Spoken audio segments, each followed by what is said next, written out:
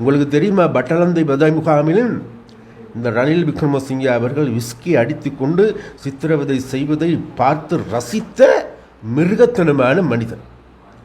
அந்த நேரத்தில் எத்தனை இளைஞர்கள் அவர்களுடைய காலை பிடித்து, ஐயா எங்களுக்கு உயிர் பிச்சை தாருங்கள் என்று ஆயிரக்கணக்கான இளைஞர்கள்.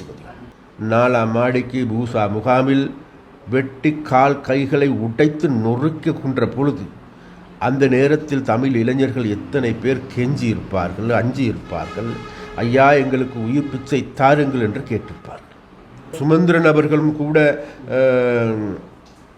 மிக தெளிவாக சொல்லுகின்றார்கள், ரணில் விக்ரமசிங்கே அவருடைய கைது நடவடிக்கை ஒரு முரண்பட்ட நிலையை காணக்கூடியதாக இருக்கின்றது என்று, கைது நடவடிக்கை செய்திருக்கக்கூடாது என்கின்ற தோரணையில் கருத்து வெளியிட்டிருப்பது எங்களால் காணக்கூடியதாக இருக்கின்றது.